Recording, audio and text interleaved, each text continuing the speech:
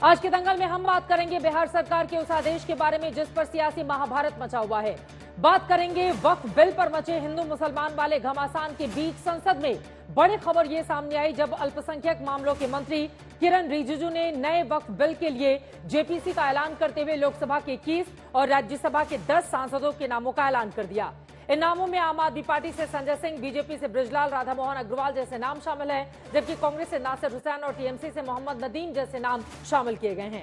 आज फिर समाजवादी पार्टी के सांसद अफजाल अंसारी समेत विपक्ष के कई सांसदों ने वक्फ बिल को लेकर केंद्र सरकार पर मुसलमानों को परेशान करने का आरोप लगाया, जबकि भारतीय जनता पार्टी का कहना है कि विपक्ष का एकमात्र एजेंडा तुष्टीकरण की सियासत करने का है।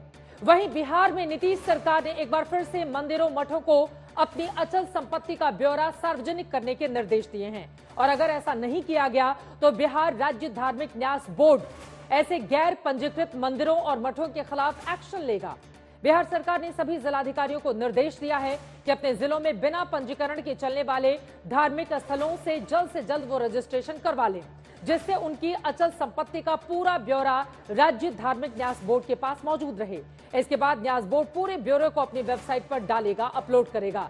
अब आरजेडी और कांग्रेस ने एक सुर में मोर्चा खोलते हुए कह दिया है कि बीजेपी की नजर सिर्फ मंदिरों और मठों की जमीनों पर है। आरजेडी का कहना है कि बीजेपी ना हिंदू की सगी है ना मुसलमान की, ये सिर्फ अपने फायदे के लिए कुछ भी कर सकती है। लेकिन बीजेपी और जेडीयू का कहना है कि उनका मकसद सिर्फ ये है कि मंदिरों के नाम पर जमीन कब्जे और उसके बाद होने वाले विवादों को रोकने के लिए सरकार यह आदेश लाई है। लेकिन विपक्ष हर मुद्दे की तरह जनता को गुमराह करके अपनी सियासी रोटियां सेक रहा है। बीजेपी की ओर से ये बातें कही जा रही हैं। वक्फ बिल पर पहले से ही घमासान मचा हुआ है, लेकिन ठीक इसी समय बिहार में मंदिरों मठों की संपत्तियों पर नियंत्रण की कोशिश के आरोप के बीच दोनों ओर से जुबानी जंग तेज हो चली है। सवाल है कि ऐसे आदेशों का कोई कनेक्शन आने वाले विधानसभा चुनावों से भी है, क्योंकि महाराष्ट्र में उद्धव गुट क्या कुछ रुख बदलने वाला है? क्या आने वाले विधानसभा चुनाव में कोई नया समीकरण बनता दिखेगा? क्योंकि एक तरफ शिंदे गुट की ओर से उद्धव ठाकरे गुट पर सवाल खड़े किए जा रहे हैं कि वक्फ बिल पर जब सदन के भीतर बहस हो रही थी तो उस समय शिवसेना गुट का कोई सांसद वहां पर मौजूद नहीं था। कहीं पर निगाह है, कहीं पर निशाना। तुष्टीकरण की राजनीति में राष्ट्र को कमजोर करने का, समाज में अराजकता फैलाने की मानसिकता। मंदिर मस्जिद का जमीन नापिए और किसी धर्म का जमीन कब्जा करके दूसरों को दीजिए। कायदा बदलने का काम और उसको और अच्छा करने का काम, ट्रांसपेरेंट करने का काम, अकाउंटेबल करने का काम यहाँ पर सरकार के माध्यम से हो रहा है। तो सबसे बड़ा लैंड जिहाद तो अयोध्या में हुआ है। 1300 एकड़ आर्मी की जमीन किसको मिली? देश की राजनीति में हर मुद्दे पर हिंदू मुसलमान का एंगल तलाशना सियासत की रवायत बन गई है। एक तरफ वक्फ की संपत्तियों पर नए बिल से देश में पहले से ही सियासी घमासान मचा है।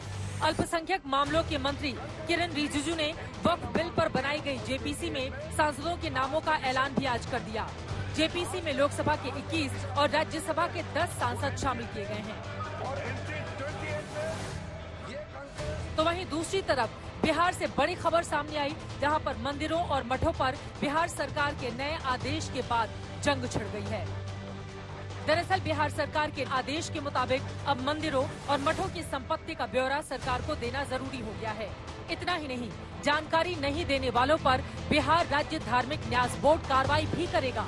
बिहार सरकार ने सभी जिलाधिकारियों को निर्देश दिया है कि अपने जिलों में रजिस्ट्रेशन के बिना संचालित हो रहे मंदिर और मठ जल्द से जल्द रजिस्ट्रेशन करवा लें, जिससे उनकी अचल संपत्ति का पूरा ब्यौरा राज्य धार्मिक न्यास बोर्ड के पास मौजूद रहे।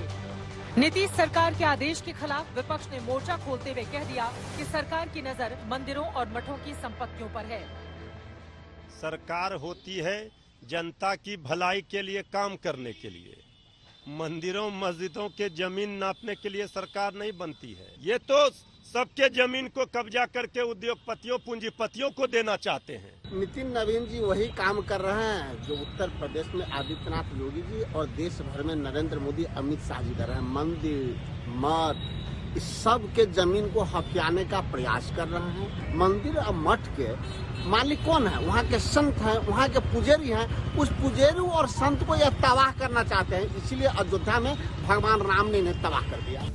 वहीं बिहार के डिप्टी सीएम विजय सिन्हा ने आरजेडी और कांग्रेस पर पलटवार करने में देरी नहीं लगाई। उन्होंने कहा कि सरकार का मकसद सिर्फ अतिक्रमण और कब्जे वाले विवादों को दूर करना है। कुछ गलत करने वाले लोग वक्फ बोर्ड की जमीन को गलत हाथों में बेचकर करोड़ों रुपया कमा लेता है और सरकार का और समाज का नुकसान करता है। ऐसे लोगों से अगर जो सरकार मुक्ति दिलाना चाहता है तो ये तुष्टीकरण की राजनीति से अपने सिंहासन को सजाने वाले लोग क्यों घबराए हुए हैं? बिहार सरकार बार बार दलील दे रही है कि अक्सर जमीनों के मामले में विवाद से अशांति फैलती है, इसीलिए कानून व्यवस्था बनाए रखे जाने के लिए ये फैसला लिया गया। तो वहीं वक्फ बिल पर बीजेपी के सहयोगी जेडीयू की ओर से विरोध के कुछ सुर भी सुनाई दे रहे हैं। जेडीयू एमएलसी गुलाम गौस ने कहा कि केंद्र सरकार कभी बाबरी दादरी, कभी लव जिहाद, कभी वक्फ बिल लाकर मुसलमानों को परेशान कर रही है। हालांकि सदन के भीतर जेडीयू की ओर से इस बिल का पुरजोर समर्थन किया गया था। अब वो लोग राजनीति करना है, केवल और केवल तुष्टीकरण करके, किसी को खुश करके यदि वो राजनीति करना चाहते तो करने दीजिए, करते तो आ रहे हैं। आशंकित हो लोग, विश्वास ही नहीं इस सरकार पर, कैसे विश्वास होगा? कभी बाबरी दादरी, कभी लव जिहाद, कभी घर वापसी, कभी 3 तलाक, कभी एनआरसी, कभी सीए। बिल पर इसका क्या मंशा है? इसके निशाने पे कौन लोग है? किसी से पूछ लीजिए तो। और अब वक्फ का आ गया है। उधर महाराष्ट्र में भी वक्फ बिल पर शिवसेना के दोनों गुटों में आर पार की जंग शुरू हो गई है। सीएम शिंदे के बेटे और सांसद श्रीकांत शिंदे ने उद्धव गुट वाली शिवसेना के सांसदों से पूछा कि जब वक्फ संपत्ति विधेयक पर बहस चल रही थी तब वो संसद में क्यों नहीं आए। ट्रांसपेरेंट करने का काम, अकाउंटेबल करने का काम यहाँ पर सरकार के माध्यम से हो रहा है। ये कुछ लोगों को नहीं चाहिए कि इसमें ट्रांसपेरेंसी आए। अगर ये लैंड जिहाद की बात करते हैं कोई, तो सबसे बड़ा लैंड जिहाद तो अयोध्या में हुआ है। 1300 एकड़ आर्मी की जमीन किसको मिली है? अब देख लीजिए, क्या ये लैंड जिहाद नहीं है? जबकि एआईएमआईएम की ओर से बीजेपी और शिवसेना दोनों पर हमले किए जा रहे हैं। एआईएमआईएम का कहना है कि महाराष्ट्र में उद्धव गुट को मुसलमानों ने भर भर कर वोट दिए, लेकिन उद्धव गुट मुसलमानों के मुद्दे पर चुप्पी साधे हुए है। वक्फ अमेंडमेंट बिल संसद में पेश हुआ तो उस वक्त महाराष्ट्र के जो यूबीटी उद्धव ठाकरे के जो सांसद थे 9 के 9 एब्सेंट रहे।